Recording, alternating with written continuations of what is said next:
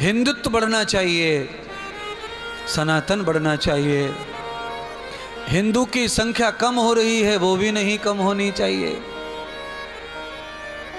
केवल पैदा होना कम हो गया है ऐसा नहीं है। हिंदू को घटने के पीछे कारण है धर्म परिवर्तन करना। पैदा करना कम हो गया हिंदुओं का, ये ठीक है, ये भी मान लिया, पर ऑलरेडी जो पैदा हो चुके हैं वो धर्म परिवर्तन में जा रहे हैं। लड़कियां जिहाद में फंस जा रही हैं, जो पुरुष हैं वो धर्म लालच में बदल ले रहे हैं।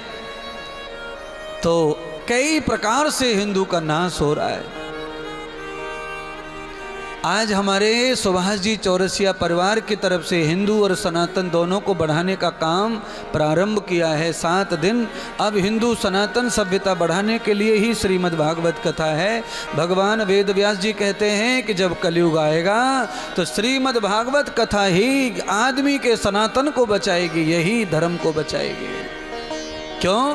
भागवत कथा है क्या? तो भागवत कथा धर्म की खान है, विज्ञान का भंडार है,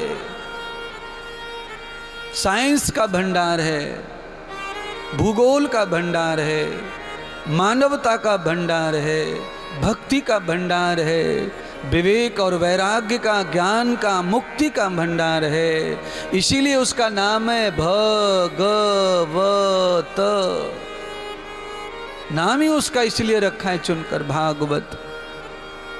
ऐश्वर्य से भरी हुई है इसलिए नाम भागवत है। महात्मा व्यासपीठ से आपको कहना चाहते हैं कि आप सभी भगवान श्री कृष्ण की तरह ही ऐश्वर्यवान हो।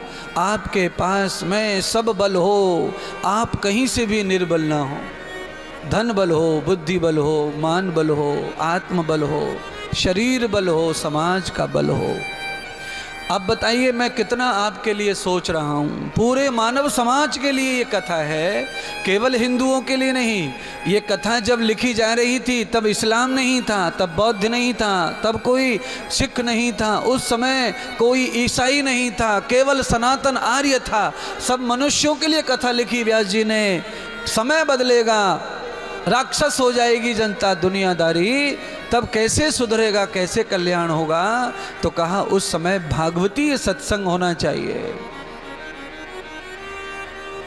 बिगड़ा हुआ जीवन, राक्षसीय जीवन, तामसीय जीवन पवित्र होगा, शुद्ध होगा, आनंदित होगा। और कोई मार्ग नहीं है कलयुग में सत्संग के सिवाय तुम्हारे जीवन को बचाने का।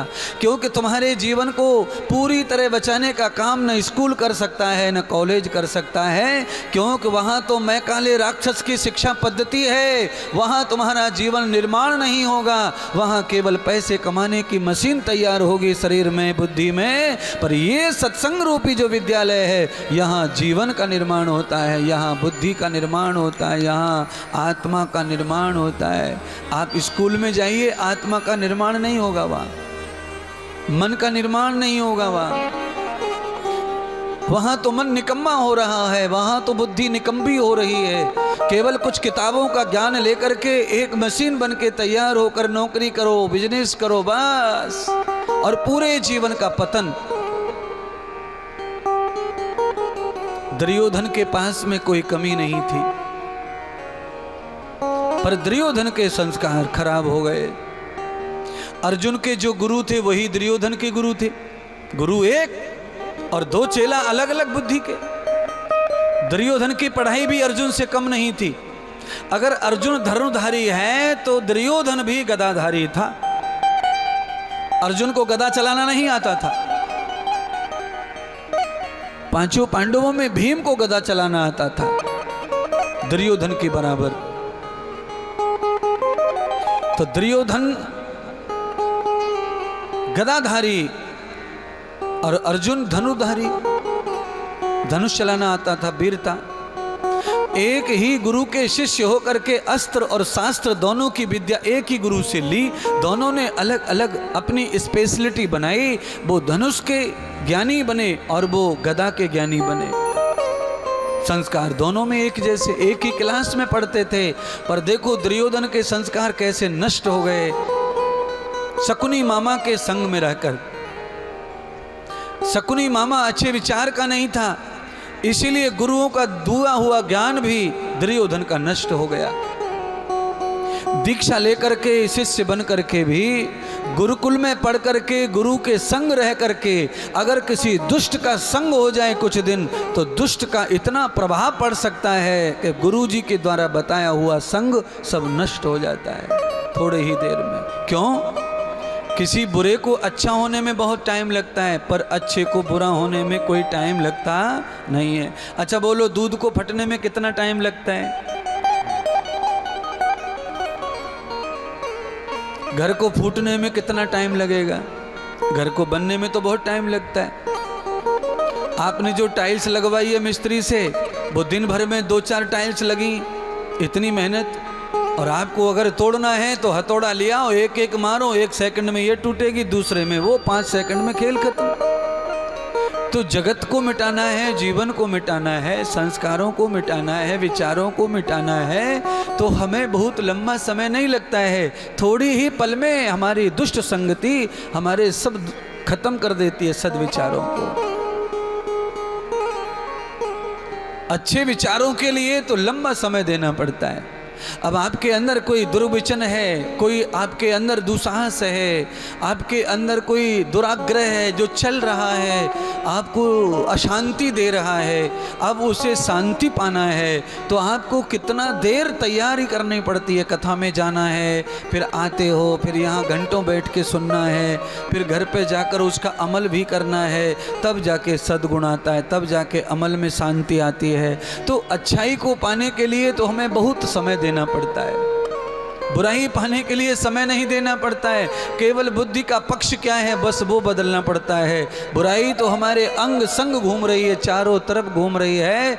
जैसे आप कहीं भी जा रहे हैं तो आपका साथ धूल नहीं छोड़ती, मिट्टी नहीं छोड़ती, ऐसे बुराइयां भी आपका साथ नहीं छोड़ती। जहां भी आप जाते हैं साथ घूमती हैं और पहले से वहां खड़ी रहती हैं। पर अच्छाइयां तो तुम्हें विशेष ध्यान दे के ढूंढनी पड़ेंगी, वो ऐसे नहीं मिलती हैं। देखो, एक अच्छा काम कर रहे हैं चौरसिया परिवार, तो उसके लिए विशेष तारीख फिक्स करनी पड़ी, उसके लिए बैनर लगाने पड़े, पोस्टर लगाने पड़े, टीवी लगानी पड़ी, प्रचार करना पड़ा, उसके लिए इतना सारा सजावट करवाई, पैसा खर्च किया, आपके घर घर जाके आपको न्योता दिया, कलश यात्रा में आना, कथा में आना। ये अच्छाई बांटने वाले को इतना प्रचार करना पड़ता है, और बुराई बांटने वाले को एक पोस्टर लगाने की जरूरत नहीं है। कोने कांतड़े में हर जगह बिक रही है, फ्री में ले लो।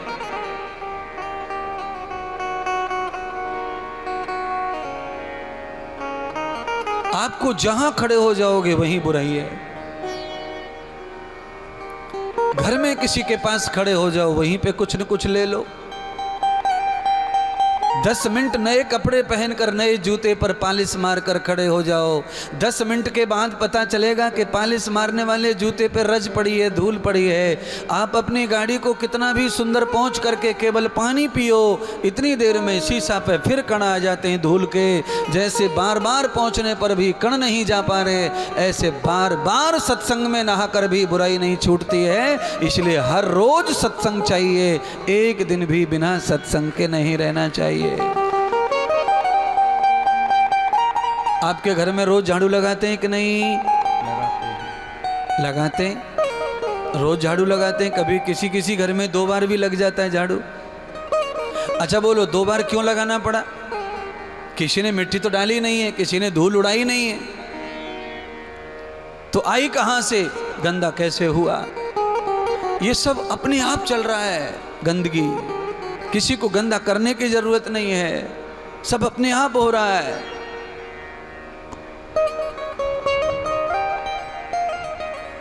अभी 2-3 महीने के बाद हमने अपने आश्रम में एक कमरा खोला। वो कमरा हमारे नाम से बना है कि ये गुरु जी का कमरा। तो अब हम तो उसमें रहते नहीं हैं, बाहर ही रहते हैं कथाओं में। तो अभी आए तो हमने कहा भाई कमरा तो दिखाओ हमारा कैसा है। तो कमरे में धूली धूल, धूली धूल, खिड़की पे धूल, सोफा में धूल, बिस्तर पे धूल। और कमरा बंद, चारों तरफ से अलमारी, ताले पड़े कमरा में, यार कहाँ से धूल घुसी पड़ी है। तो तालों के अंदर धूल जा सकती है, ऐसे ही आप कितने भी तालों में बंद हो जाओ, वहाँ भी बुराई आ सकती है, वहाँ भी कचरा आ सकता है।